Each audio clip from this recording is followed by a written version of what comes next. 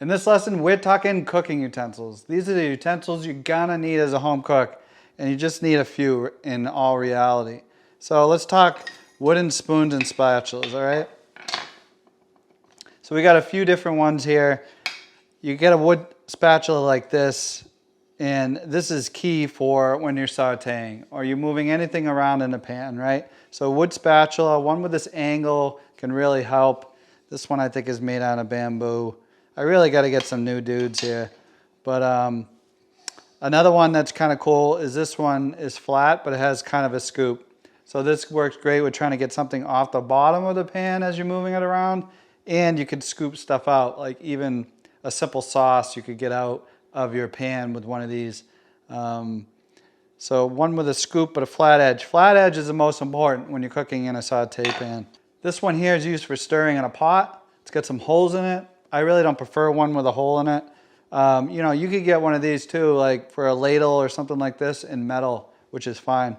I like doing the wood in the pans because they're not gonna affect the stainless steel pan in any way. So I highly recommend getting some wood spatulas. Most importantly, flat edge, and if you can, have something with a scoop to it so you can actually move some food around. Next, let's talk about rubber spatulas, or what I prefer is get one in silicone. These are really flexible. They really work well when you're in a bowl, like you mix something in a metal bowl and you're trying to keep it and mix it and incorporate everything together. That's what these are the best for, because they're flexible. Some of these are actually heat resistant to a certain amount of temperature, so you can actually cook them use them on the stovetop when you're cooking.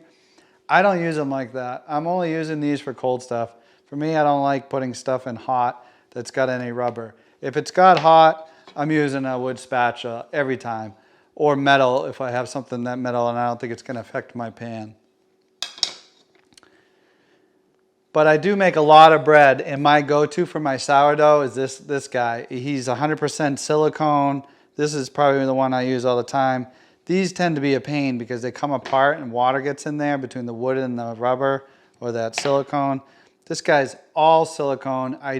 I'm pretty sure it can go up to quite a bit of temperature, but like I said, I only use these things for stuff that I'm making that doesn't involve heat. All right, next let's go metal spatula. These you would use if you want to get something out of the frying pan, right? They have a nice flat edge, but you want to be careful with any stainless steel, and some of the pans don't even recommend using anything with metal on metal. So check with the pan, but you don't want any type of burr on this edge. A burr is just a piece of metal that's not smooth.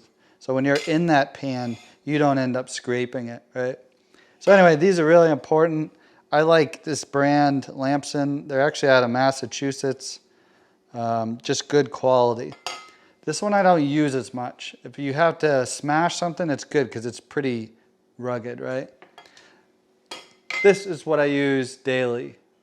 And this traditionally is fish spatula.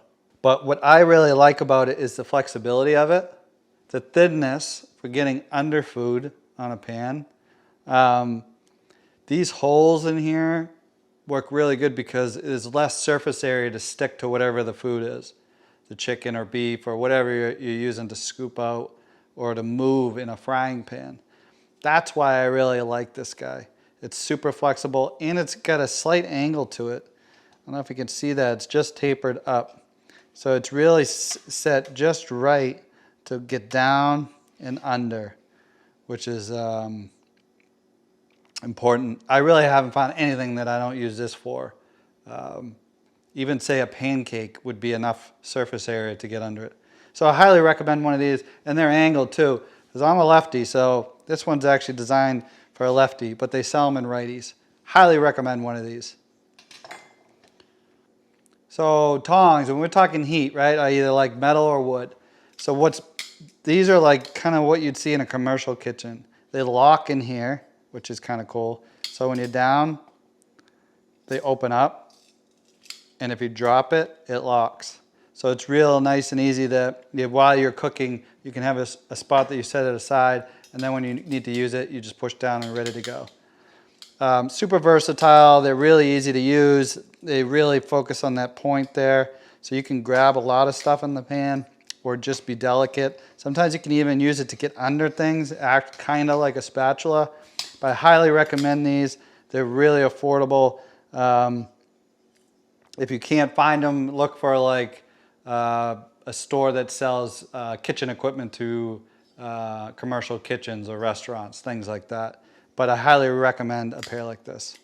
Then finally, another utensil that you might need while you're cooking is a whisk. I tell you, this isn't essential at all. So if you don't, if you're just starting out, this is not something I would get right away. It's not something you would need. I mean, you could pretty much do everything this is going to do with just a fork, say. Like scrambling eggs, you could use a fork. You can mix things with a lot of these things. But if you have the opportunity and you can get a whisk, go ahead and get yourself a whisk. At the end of the day, out of all of these, if I were going to have any, it would be the tongs, it would be this metal spatula, one rubber spatula, and one wooden spatula. These four are like a must. These you really need to be a home cook and to be successful. So get yourself one of each of these.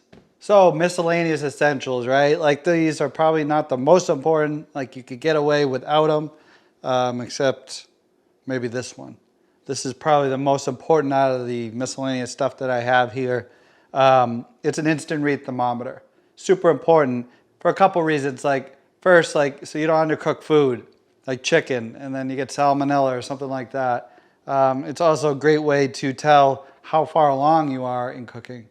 Chicken, when it comes near the end, goes from you can't eat it to overcooked like that. So it's important to be able to check the temperature. So an instant read thermometer, this little thermo pop, I really love these. I'll leave a link for them. They're quite affordable and they work really well, and they're just instant. Now I'll just jump into the others real quick.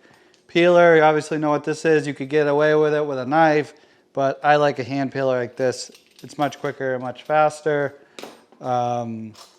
Measuring spoons. These are really good for the savory cooking that I do, but also, really important to have exact measurements when you're baking, right? So measuring spoons. Get yourself a set of these.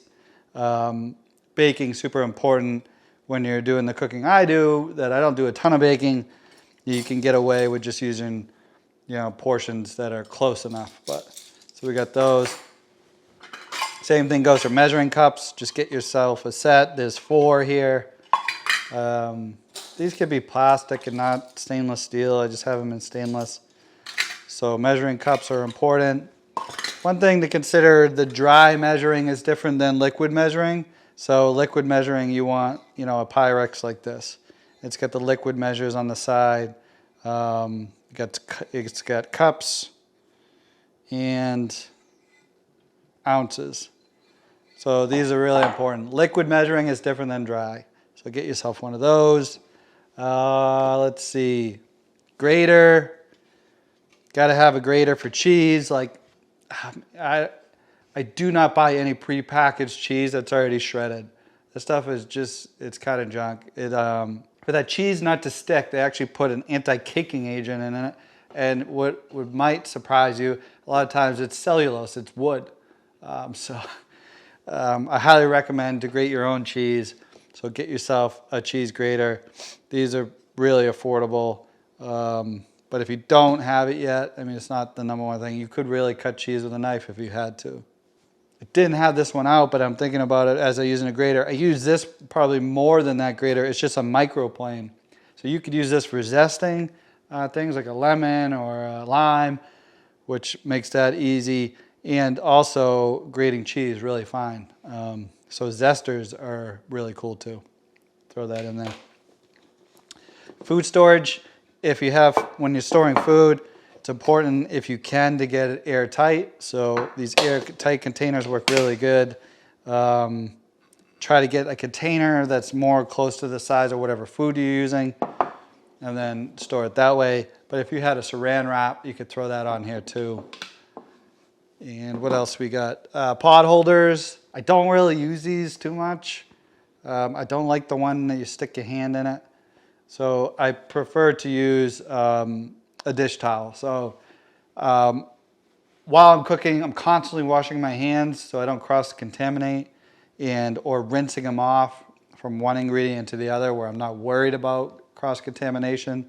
So a good dish towel, they handle well to heat. So you're able to just, grab that dish, whatever you need, with the towel and pull it out of the oven or off the stove. If you're using a high quality frying pan or saucepan, that handle won't get hot anyway.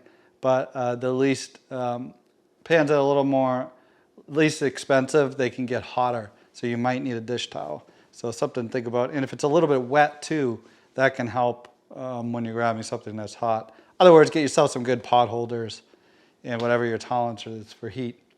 Another thing that's really important, and right before I shot the video, I went to get it and I forgot that I'm actually making a sourdough right now, but mixing bowl, so I have a sourdough in here. But I highly recommend these ones, the ones with that ceramic coated enamel for a mixing bowl. And really, if you get one good one, you might not need another one. So mixing bowls are really important. And in that last video, when I talked about spatulas, that rubber spatula is what you're going to be using in this all the time. So those are the things that are miscellaneous stuff that I really think a home cook should have. If I was going to rate all these that are most important, it would definitely be the instant read thermometer, a peeler, a way to grate your cheese, because there's so much cheese in all these dishes. And you can definitely get the other things as you go. And as you develop your cooking, start buying these utensils and this, miscellaneous things that you're gonna need as a home cook. So that's the miscellaneous utensils that I think you should get if you have the opportunity. But like I said, these three are the ones you want to jump on first.